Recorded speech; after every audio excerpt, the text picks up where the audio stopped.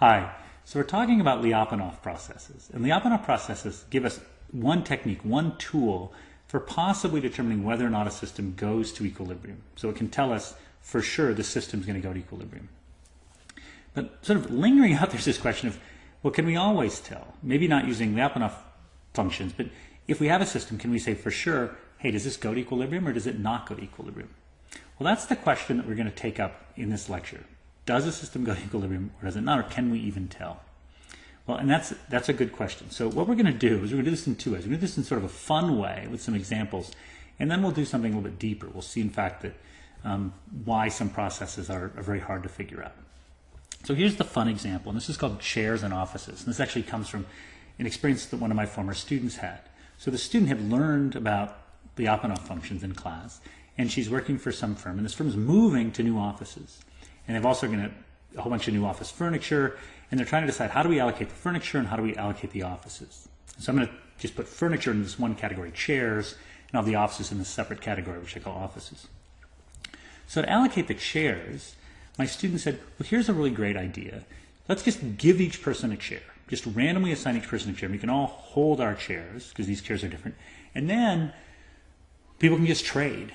Each person can trade their chair with someone else if they want to. And this will be great, and then the process will stop and we'll be done.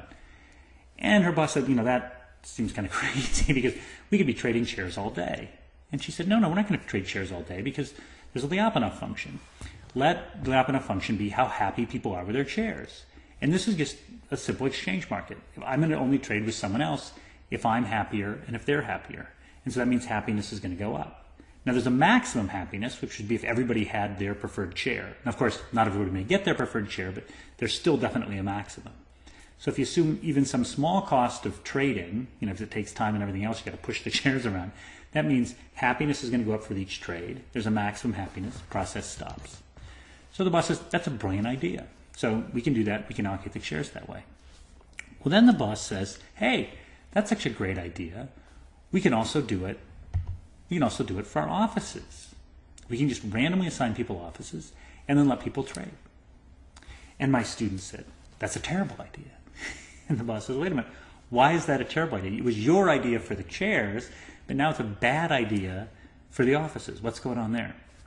The student says, look, office is different because there's externalities. It's like the North Korea-Iraq example. So suppose there's a bunch of offices, and here's, me right here. And now there's someone, let's suppose there's someone who wears a hat, and this person likes to play really loud music. Well, when this person, and maybe that person wants to be next to this person over here who's really happy and always whistling. So there's the whistler over here and the loud music person. Well, the loud music person moves into this center office because the center cubicle because they want to be near the whistler. So they're sitting near the whistler, and they're happy, but now I'm sitting next to this person who plays loud music. So I then decide to move. I would want to move. So I'm going to move over here, let's say. But maybe when I move over here, maybe I'm someone that frequently gets out of my cubicle and wanders around. Because I like to walk around when I think, because I do that. Well, this person who's sitting here, she may not like that at all. She may not like people who get up and wander around because that disturbs her. So when I move here, she may want to move someplace else. So when you think about allocating offices, I may move someplace to be happier, but that may make other people less happy. And in fact, we saw that a little bit in the Schelling model, right? One person moving can cause other people to move. But in the Schelling model, the process eventually stopped. In the office case, depending on the nature of the externalities, maybe it'll stop, maybe it won't stop. So my student could say, well, we don't know with the offices. This may be undecidable.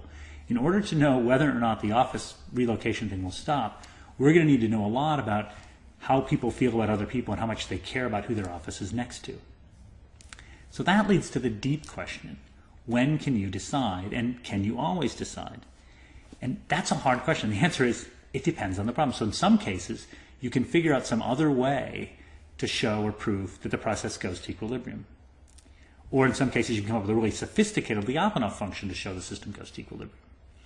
But other problems, even what seem like incredibly simple problems, it turns out they're very hard to solve.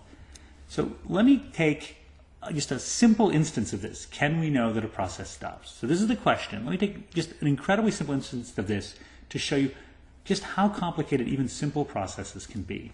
This is something called the Collatz problem. The Collatz problem works as follows. I call it HOTPO, half or 3 plus 1. So the idea is this. You pick a number. If it's an even number, divide it in half. If it's an odd number, multiply it by 3 and add 1. And you stop, the process stops if you ever reach 1. So pick a number. If it's even, divide by 2. If it's odd, multiply by 3 and add 1. So it's going to be going down every time you divide. It's going to be going up every time you multiply by 3. And you stop if the process ever reaches the number 1.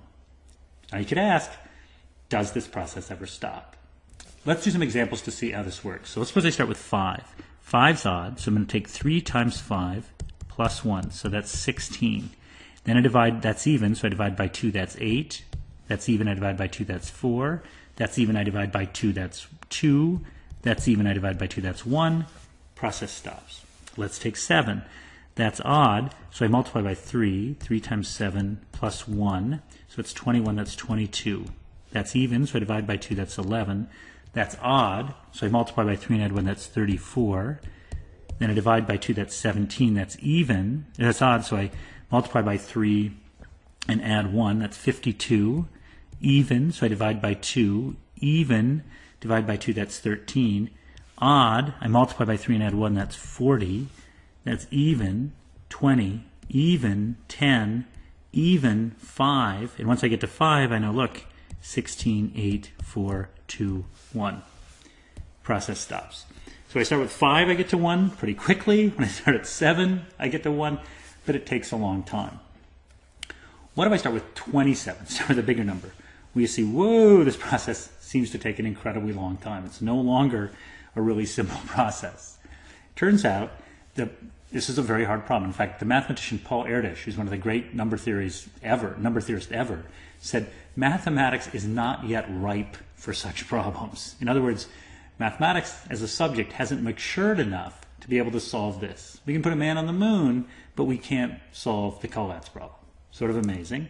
Just to give you a sense of how complicated this is, here's a graph from Carnegie Mellon of all the numbers up to 2,000 on this axis, and this is how many periods it takes them to stop in the Collatz problem. So what you see is wow, there's a lot of structure in here. There seems to be one set of numbers that sort of goes like this, and another set of numbers that sort of has this pattern, but it seems really interesting and hard to figure out. Well, that's why we don't know, because it's so interesting and hard to figure out. We can't tell whether the Collatz problem stops, and we probably can't tell whether the office problem stops. But we can tell whether the share problem stops. And that's what's so interesting. So when you think about a model, or you think about a process like the Lyapunov process, right, Lyapunov functions, what you've got is you can say, hey, there's some cases, like in the case of shares or pure exchange markets, this thing works great. And we can just say, boom, it's going to stop, we're fine. There's other things, like the office process, that unless you know a lot about the nature of the externalities, you can't tell. It could be, oh yeah, this thing's going to go right to equilibrium, or it could be that, whoa, it's going to churn a long time, like the number 27 did, right, where it just goes and goes and goes and goes and goes when we put it in the Collatz process, or the HOTPO process. Okay, thanks.